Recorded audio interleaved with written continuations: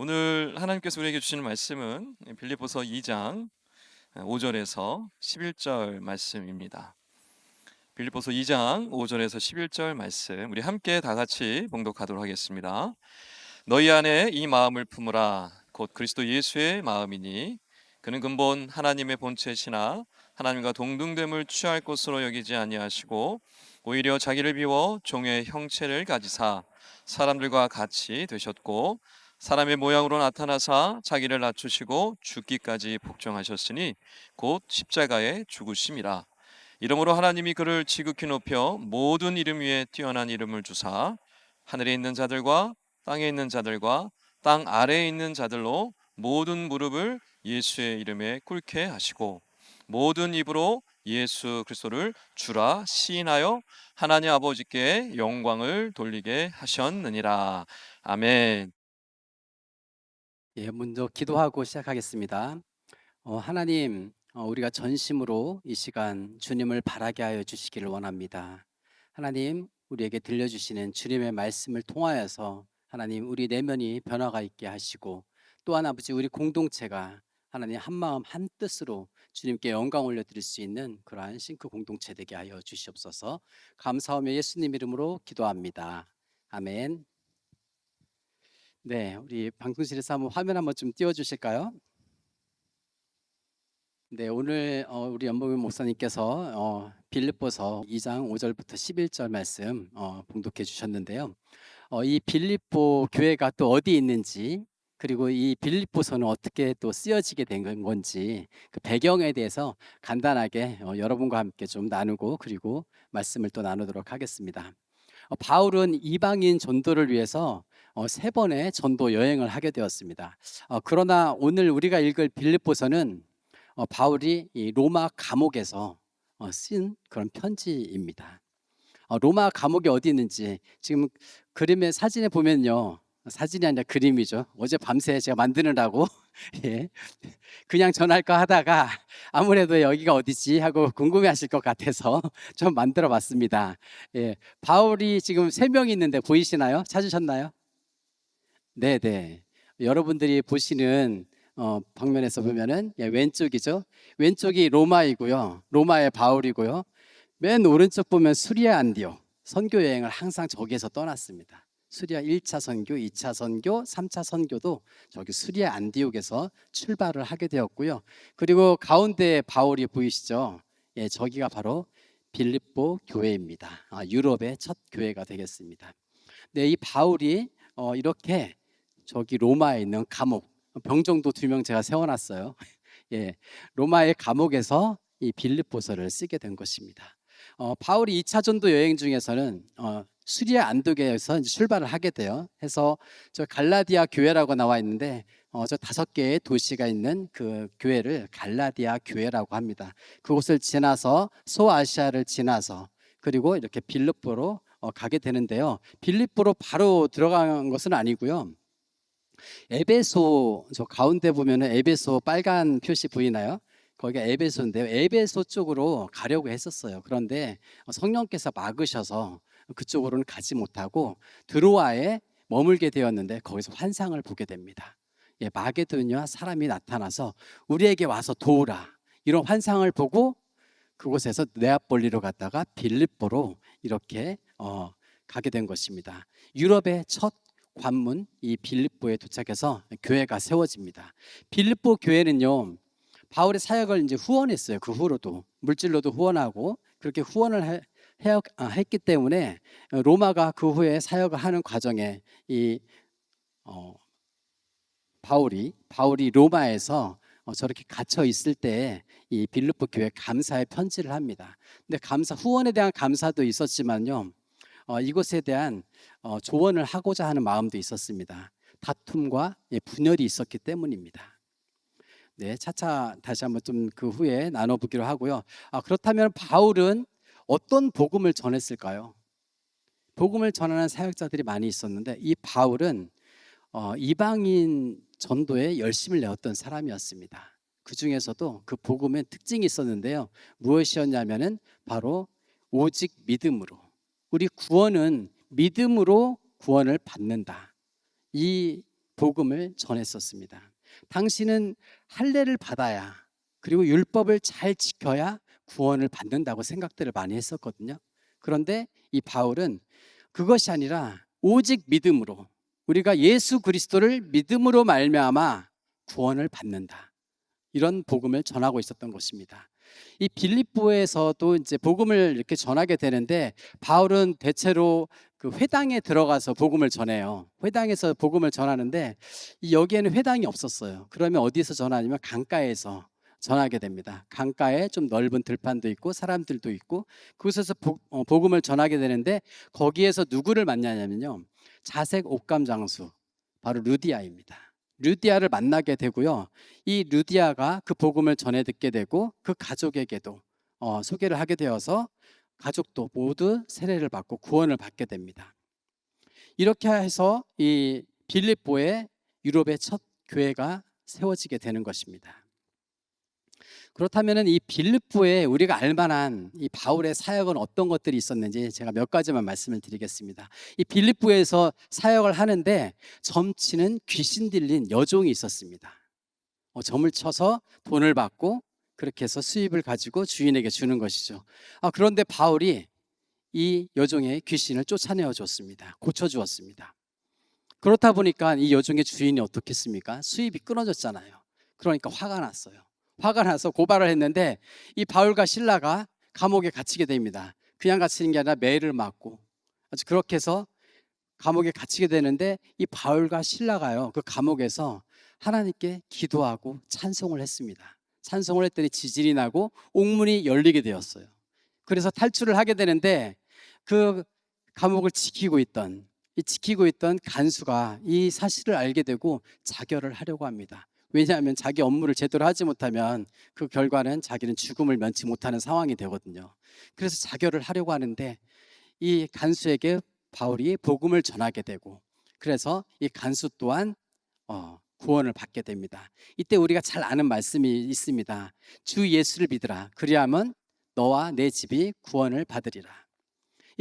그래서 간수와 그 집안이 모두 구원을 받게 되는 큰 역사가 있었습니다.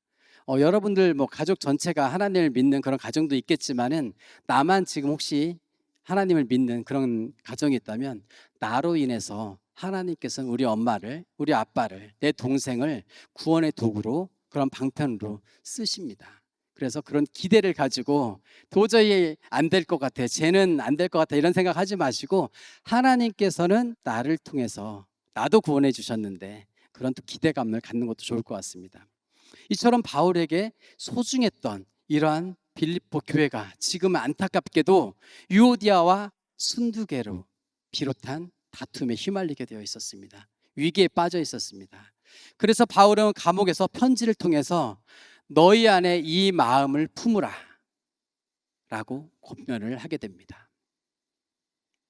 빌립보 교회에 그렇다면 어떤 문제가 있었던 것일까요? 빌립보 교회는 이 두 여성 지도자였던 유오디아와 순두계의 다툼이 있었습니다. 구체적으로 그런 갈등이 무엇이었는지 나와 있지는 않습니다. 어쨌든 이들의 문제가 교회 공동체에 영향을 주고 있었다는 것은 분명합니다. 교회 안에 모든 갈등은 이게 위험 요소이긴 하지만은, 이 여성 두 지도자의 갈등은 교회의 큰 위기로 다가오게 됩니다. 오늘 말씀이 그렇다고 이 리더들의 이야기니까 나와는 상관이 없는 것은 아닌가, 이렇게 혹시 생각하고 있을지 모르겠습니다. 하지만 우리가 살아가는 현재와 또 미래까지 본다면은, 지금의 싱크 이 새내기가 나중에는 리더가 되어집니다. 저도 청년부 처음 왔을 때 선배들 앞에서 이렇게 서 있었는데 어느새 제 위에 아무도 없었던 그리고 기선이 형 가면 안 돼요. 이렇게 청년부에서 했었던 그늘이 되었던, 그러니까 혹시나 나이가 많다고 해서 또 청년분들께서는 후배들이 나를 그늘 삼습니다. 믿음의 그늘 삼습니다. 본이 되어집니다. 그렇게 우리도 언젠가는 리더가 될 수 있기 때문에 이 말씀은 우리 모두에게 적용되는 것입니다. 우리가 교회나 직장, 학교, 이 공동체뿐 아니라 개인과 개인의 만남에서도 이렇게 가까이 지내다 보면은 뭔가 갈등이 생기고 불만이 쌓이게 되기도 합니다. 이럴 때는 어떻게 하면 좋을까요? 그리고 지금 여러분들은 또 어떤 고민들을 하고 계신가요? 그런데요, 사실 문제는 이 문제가 있는 것이 문제가 아니라 그 문제를 어떻게 해결해야 하는 것인가, 이것이 중요한 것 같습니다. 사람은요, 이 문제가 봉착하게 되면은 그것을 회피하려는 그런 경향성이 있습니다. 외면하려는 그런 경향성이 있습니다. 바울에게도 그런 것이 있었는데요. 바울의 육체에 가시가 있었죠. 그리고 이스라엘을 보면은 이스라엘에는 무엇이 있었냐면 블레셋이 있었죠. 저 블레셋 민족들만 없어졌으면 하는 그런 불편한 그런 문제들이 항상 도사리고 있었습니다. 하지만 바울에게는 이 육체의 가시가 자기의 믿음을 지켜주었고요. 이 이스라엘에게는 불신앙의 길로 갔을 때 하나님께서 이 블레셋을 통해서 이스라엘을 다시 돌아오게 하셨었습니다. 여러분은 어떠신가요? 나에게 있는 그런 다양한 문제들이 완전히 없어져야 내가 행복할 거라고 그렇게 생각을 하시나요? 이거에 대해서 우리가 생각해 볼 만한 두 가지 예화를 좀 말씀을 드리겠습니다. 첫째는 몽골에 있는 유목민들에 대한 예화입니다. 다큐인데요. 늑대가 이 양을 잡아먹기 위해서 유목을 하고 있으니까요. 잡아먹기 위해서 항상 호시탐탐 노리고 있죠. 그래서 양을 계속 잡아가는 거예요. 그러니까 이 유목민들은 저 늑대가 없어졌으면 하는 바람이 있습니다. 그래서 사냥을 하게 됩니다. 늑대를 찾아서 아주 먼 거리까지 가서 모든 늑대를, 그 주변 반경에 있는 늑대들을 모조리 다 죽이고 다 잡아왔다고 합니다. 어떻게 됐을까요? 이제 양이 더 늘어나가지고 내 재산이 더 많아졌을까요? 결과는 어떻게 되냐면요, 이 양들에게 전염병이 생겨가지고요, 양들이 죽고 있었다는 것입니다. 오히려 늑대가 몇 마리 잡아먹었어도 이 양들이 좀 있었는데 전염병이 도니까요, 잡아먹혔던 양들보다 죽게 된 양들이 훨씬 많았다는 것입니다. 두 번째 예화입니다. 제가 사회 초년 시절에 너무나도 싫었던 사람이 있었습니다. 그거는 저는 건설업을 했었는데요. 그쪽에 현장 소장님이셨어요. 저랑 같이 항상 밀접하게 매일 보는 그런 사이인데 그분 때문에 출근하기가 싫은 거예요. 출근길 거의 회사에 다다르면 걸음이 느려지고 그런 고민 가운데, 그러다 보면은 이 싫어하는 곳조차도 또 싫은 거예요. 왜냐하면 주일날 하나님 말씀을 듣잖아요. 서로 사랑해라, 이런 말을 듣게 되니까 사랑하고 싶지 않은데, 미운데, 그러다 보니까 그 마음 또한 또 힘든 거예요. 그러다 보니까 하나님이 어느 날 제 안에 기선아, 너가 사랑하지 않아도 사랑한다고 한번 고백을 해봐라 라는 마음을 주셨습니다. 그래서 출근을 해서 그분이 이렇게 보여질 때면은 제 마음에 소리는 내지 않고 소장님 사랑합니다 라고 이렇게 그렇게 매일매일을 했어요. 그런데 놀라운 일이 생겼습니다. 제 마음에 그분을 사랑하는 마음이 생겨지는 거예요. 그리스도 안에서 예수님이 주신 그 말씀을 따라서 그냥 했을 뿐인데 마음속으로 사랑합니다, 사랑합니다 그렇게 했더니 그 사람이 정말 그냥 괜찮아지는 거예요. 사랑해지는 거예요. 하나님께서는 내 마음도 바꾸시는구나. 이렇게 우리에게 처음에는 그런 문제들, 소장님이 싫으니까 나 퇴사할 거야, 나 이직할 거야, 이렇게만 생각을 했었는데 그렇지 않았습니다. 우리에게 허락된 문제들 중에는 하나님께서 우리를 더욱더 온전하게 하시려는 목적이 있는 경우들이 많이 있는 것 같습니다. 오늘 바울은 다툼과 갈등이 있는 빌립보 교회에 무엇이라고 조언하는지, 이 말씀에서는 이 문제에 대해서 어떻게 말하는지 한번 성경에서 한번 보겠습니다. 바울은 이 유오디아와 순두계의 다툼으로 어려움을 겪고 있는 이 빌립보 교회에 이런 말씀을 전하고 있습니다. 마음을 같이하여 같은 사랑을 가지고 뜻을 합하여 한 마음을 품어 아무 일에든지, 그러니까 어떠한 일에든지 다툼이나 허영으로 하지 말고 오직 겸손한 마음으로 나보다 남을 낮게 여기라. 오늘 봉독한 말씀이 이 전에 있는 말씀이에요. 말씀을 항상 앞뒤 문맥을 함께 봐야 하는 것 알고 계시죠? 이렇게 이 말씀에 보면은 같은 사랑을 가지고 뜻을 합해서 한 마음을 품고 다툼이나 허영으로 하지 말고 겸손한 마음으로 나보다 남을 낮게 여기라. 우리 공동체에서만 뿐만 아니라 회사에서, 가정에서 아무 일에든지 어떠한 일을 막론하고 라고 말합니다. 다툼과 허영으로 하기 때문에 갈등이 생긴 것이라는 것입니다. 여기서 허영은요, 헬라어로 케노독시아라고 합니다. 즉 헛된 영광, 자기과시, 그리고 교만, 명예욕 이런 것을 말합니다. 우리 안에 어떤 동기로 하든지가 동기가 되게 중요합니다. 무슨 일을 하든지 어떤 일을 하든지 무조건 반대하는 사람이 어느 공동체 하나 있는 것 같습니다. 아무 일에든지 자기 과시와 교만, 명예욕으로 하려는 그런 사람은 어디에나 있는 것 같습니다. 사람은 자기 인정 욕구 때문에 자기를 나타나기 위해서 다른 사람의 의견을 존중하지 않으려 하는 것 같습니다. 사실 이러한 모습이 저와 또 여러분 안에 한 부분으로 자리 잡고 있는 그런 마음이 아닐까 싶습니다. 우리 또 공동체에서 가끔 회식을 하잖아요. 회식을 할 때 여러분들 어디 가십니까?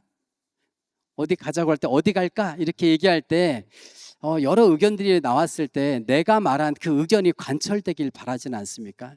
그리고 그것이 관철되지 않으면 삐져 있고 나 안 가. 웃으시는 분들 좀 예. 그런 그런 나의 마음이 좀 있을 때가 있습니다. 저도 그렇습니다. 예. 그런 마음에서 근데 조금 좀 넓은 마음을 좀 가질 필요가 있지 않을까 싶은 생각을 갖게 됩니다. 이런 마음이, 이런 고집이 우리 안에 케노독시아, 바로 허영이라는 것입니다. 바울은 허영의 마음을 내려놓고 우리에게 생각나게 하시는 말씀을 품으라고 합니다. 예화를 좀 들겠습니다. 세계 우리 전기차 업계 중에서 최고 업체라고 하면 어디일까요? 중국에는 비아디가 있고 미국에는 테슬라가 있죠. 예, 그래도 최고를 꼽는다고 하면 기술력 쪽에서는 테슬라가 아마 최고인 것 같습니다. 이 차에는 특징이 있는데요. 전기차이기도 하지만 그 차 안에 장착되어 있는 것이 있습니다. 그것이 바로 FSD, 풀 셀프 드라이빙, 자율주행입니다. 사람이 손을 대지 않아도 스스로 운전하는 그런 기술력을 가지고 있죠. 비용은 지금 하나로 약 900만 원 정도, 예전에 2천만 원 정도 했었는데 찾아보니까 한 900만 원 정도 한다고 하더라고요. 이 차에 만약에 이 자율주행 프로그램만 뺀다고 하면은 이 차는 평범한 차와 다를 바가 없습니다. 이 차에 그 프로그램을 장착했기 때문에, 품고 있기 때문에 이 차는 완전 자율주행차가 되는 것입니다. 사실 완전 자율주행이라고는 하지만 사람의 관리 감독이 현재는 필요한 단계의 기술력이긴 합니다. 우리 안에도 품을 때 비로소 문제를 해결하고 나아갈 수 있는 것이 있습니다. 그것은 바로 하나님 말씀입니다. 이것이야말로 완전 영적 자율주행입니다. 이 자율주행은 관리 감독이 필요 없습니다. 완전 자율주행은 사람이 하나도 손을 대지 않아도 되거든요. 근데 실상은 아직 그런 기술력은 아니에요. 근데 말은 완전 자율주행이라고 이야기는 하고 있죠. 하나님의 이 완전 자율주행 프로그램, 이것이 바로 오늘 말씀입니다. 너희 안에 이 마음을 품으라.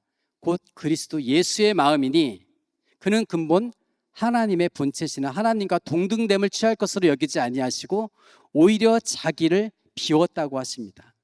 자기를 비워 종의 형체를 가지시고 사람들과 같이 되셨습니다.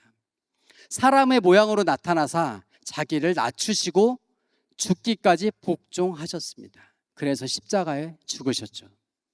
7절과 8절 말씀을 주목해서 한번 보면요, 자기를 비워 종의 형체를 가진 사람들과 같이 되셨고, 우리는 왕도 아닌데 이 종이 되는 것을 싫어합니다.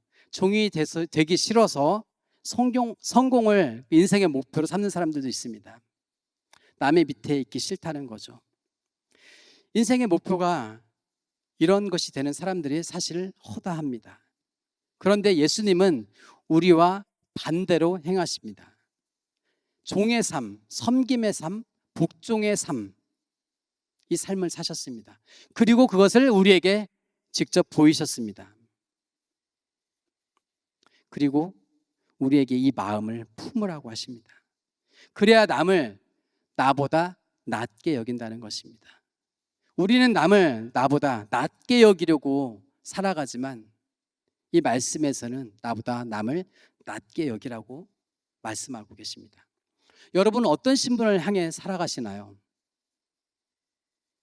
왕인가요? 종인가요? 저는 왕의 삶을 추구하고 그렇게 살아가는 것 같습니다. 그런 평민인 것 같습니다. 종은 되기 싫고 왕은 못 될 것 같고 그런 어중간한 상태에 있는 것 같습니다. 교회 안에서 왕을 하려는 사람들도 많이 있습니다. 교회를 오래 다니다 보니 스스로 권력을 부리고요. 다른 사람보다 내가 교회 식당밥 좀 많이 먹었어. 국수 좀 많이 먹었어. 그래서 내가 더 여기서 힘이 더 세. 이런 마음을 스스로 또 갖는 사람들도 있습니다. 여러분들 어떻습니까? 예수님은 자기를 낮추시고 죽기까지 복종하셨다고 합니다. 이 복종은요, 순종과 다른데요. 순종은 자기의 동의가 있어야 됩니다. 그거에 따라서 순자가 따라 죽을 순자라고 우리 담임 목사님 통해서 많이 듣죠. 나의 동의가 있는 그런 순종인데요. 이 복종은요, 나의 그런 동의가 있는 것이 아닙니다. 복종은 강제적인 그런 것이 있습니다. 무조건 내 내면의 동의가 없어도 따르는 것을 이야기합니다. 예화를 하나 들어보겠습니다. 이 복종하면은 가장 우리가 접할 수 있는 곳이 어디냐면 군대입니다. 이 군대에서는 합법적인 지휘관의 그런 명령에 절대로 복종해야 됩니다. 제가 단서를 달았죠. 합법적인. 군대에서 신병 교육 훈련을 하면요, 가장 위험한 훈련 두 가지가 있습니다. 바로 사격 훈련이 있고요, 그리고 수류탄 투척 훈련이 있습니다. 그런데 이 훈련에서 안타깝게도 종종 사망 사고가 발생하기도 합니다. 그중에서 사격 훈련에서 나는 그런 사고 같은 경우는요, 사격 훈련을 하게 되면 엎드려서 총을 싹 쏘거든요. 엎드린 상태에서 전방을 향해서 표적지를 향해서 총을 쏩니다. 그런데 가끔 총이 안 나가는 경우가 있어요. 그럴 때는 어떻게 하냐면요, 엎드린 상태에서 발을 듭니다. 발을 이렇게 들면은 뒤에 교관이 보고 무슨 문제가 있는지 확인을 하는데, 가끔 어이없게도 일어서는 병사들이 있어요. 일어서서 총구를 향해서 교관님 이게 안 돼요 하면서 자꾸만 쏘보는 거예요. 그러다 나가는 경우, 그런 경우 이 사격 훈련장에서의 사고가 일어나게 됩니다. 또 한 가지는 수류탄 투척 훈련에서인데요. 이 수류탄 투척 훈련을 하다 보면은 이 물에다가 던지는 경우도 있고요. 저기 산악 부대에서는 이 계곡에다가 던집니다. 계곡에다 던지는데 오른손으로 수류탄을 쥡니다. 이렇게 오른손으로 쥐고요. 그리고 왼손으로 안전핀을 뽑습니다.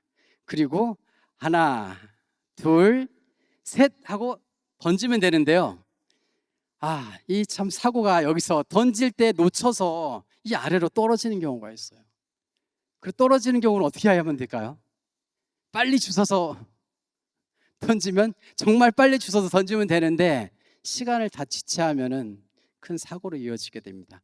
물론 이 아래쪽에 보면 구멍을 뚫어놔서 이 수류탄이 바깥으로 나갈 수 있는 구멍도 있는데 당황하다 보면 그런 것도 보이지가 않게 되죠.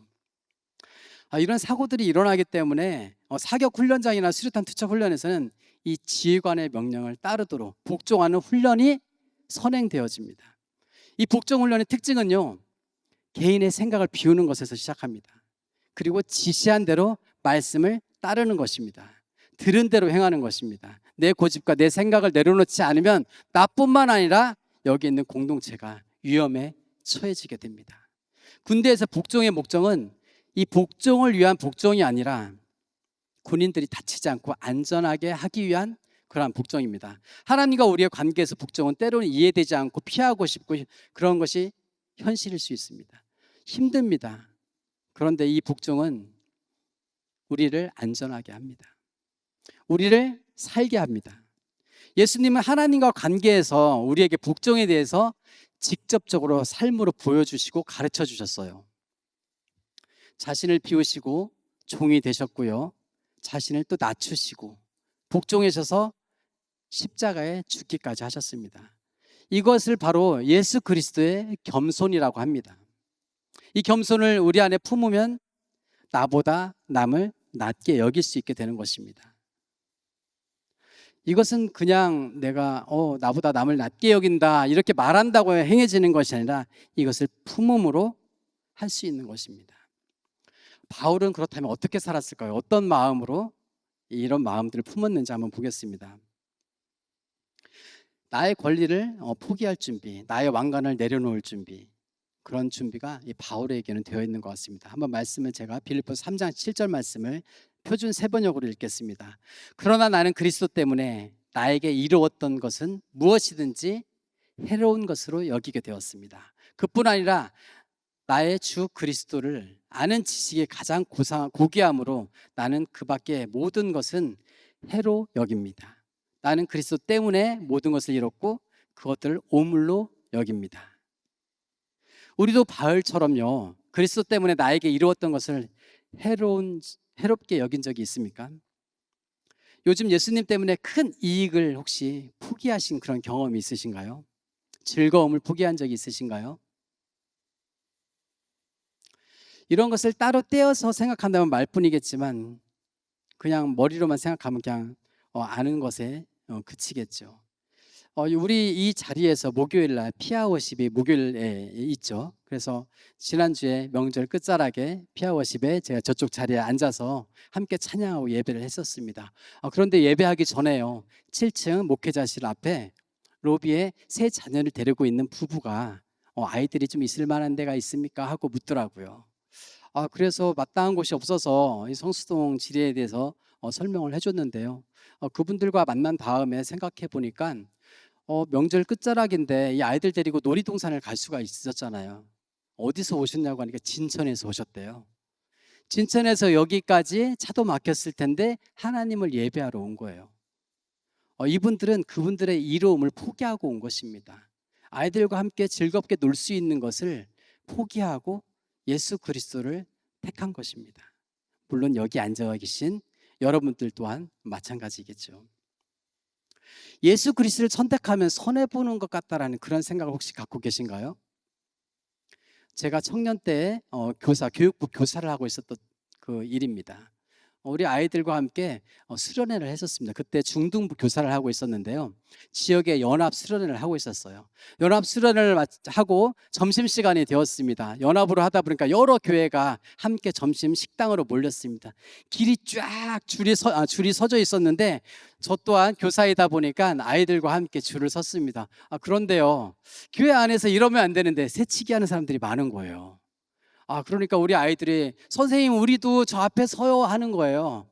점점 줄은 줄지 않고 제 앞에서 계속 새치기 하는 사람들이 있고 아이들은 불평불만을 하고 그러다 보니까 수련회 와서 하나님 말씀을 배우는데 그렇게 할 수가 없어서 고민하는 중에 이러지도 못하고 저러지도 못하고 있었습니다. 하지만 저 사람들 같이 새치기를 할 마음은 없었어요. 그래서 아이들을 데리고 달래면서 있었는데 이 식당 벽에 쭉 서고 있었는데 갑자기 우리가 서 있는 이 벽이 문이 열리는 거예요. 잠겨있던 문이 있었거든요.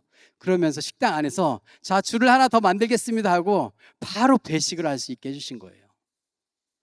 이 경험을 통해서 다행스럽게도 아이들에게 거봐, 하나님 말씀대로 우리가 정직하게 이렇게 지내니까 하나님이 이렇게 해주시잖아.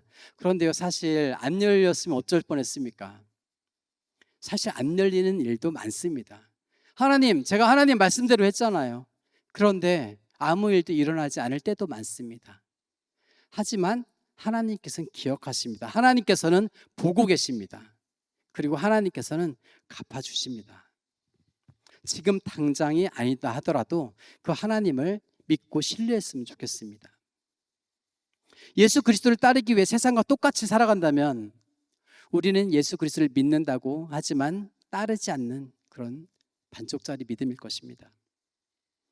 제가 말씀을 준비하면서 저 또한 나보다 남을 낮게 여겨야 하고 이 낮아지는 마음, 비움의 마음 품어서 한번 살아봐야 되잖아요. 그래야 말씀을 전할 수가 있잖아요. 그래서 내가 간증을 해야겠다, 이런 그런 마음이 제 안에 조금 있었습니다. 그래서 이 마음을 품기로 하고 이 명절 기간에 명절에는 누구랑 있게 됩니까? 가족이랑 있게 되잖아요. 가족들과 함께 시간을 보내고 있었습니다. 아무 일도 일어나지 않고 있었는데요, 이 강원도에 용대리라고 있습니다. 인제군 용대리. 이 용대리에 가을 꽃 축제를 하고 있었어요. 명절 기간 축제라니까 사람들이 상당히 많이 몰리더라고요. 그렇게 해서 겨우겨우 해서 갔습니다. 갔는데 음료수를 한 잔 마시고 싶은데 줄이 다 많이 그런 판매 차량에, 음료 차량에 다 줄도 많이 서 있고 다 소진돼 솔드아웃으로 돼 있고, 그러던 중에 이 용대리 안에 그 소나무 숲이 있거든요. 소나무 숲에 카페가, 작은 카페가 하나 있더라고요. 아, 여기서 시키면 되겠다고 줄을 섰습니다. 줄을 섰는데 가족들이 도와주질 않습니다. 다 흩어져 있는 거예요. 지금 연병호 목사님이 계신 그 정도 거리에서 뭘 먹을지 얘기를 안 해주는 거예요. 겨우 줄 섰는데, 그래서 이 줄을 이탈해서 가서 뭐 먹을 거냐고 묻고 다시 오니까 한 네다섯 사람이 또 앞에 또 서 있는 거죠. 그런데 또 그래서 아내에게 물어봤습니다. 아, 우리 어머니, 장모님 뭐 드실지 한번 물어봐줘 했는데 안 알려주는 거예요. 그래서 다시 한번 가서 묻고 오니까 또 제 앞에 줄이 많아져서 저희가 그 다음 일정이 있어서 음료가 나오는데 30분 정도 걸린다는 거예요. 그래서 결국은 취소를 하고 못 마시고 그냥 오게 됐는데요. 아, 그 순간 너무나 그 원망의 마음이 차오르는 거예요. 분노가 차오르는 거예요. 아, 그거 좀 알려주면 어디가 덧나나? 좀 알려주면 그냥 순조롭게 마시고 그 다음 가면 되는데, 이 어그러진 것을 제가 못 참는 거예요. 그래서 하나님께 기도를 했습니다. 주님, 이 일로 아내에게 분내지 않게 해주십시오. 그렇게 해서 운전을 하면서 오는데 이게 안 참아지는 거예요. 계속 조금씩 삐죽삐죽 그 분노의 어떤 그런 흔적들이 말끝마다 튀어나오게 됩니다. 이 감정이 왜 안 추스려졌을까? 나는 분명히 기도도 했는데, 이거는 기도하면 다스려져야 되는 거 아니야?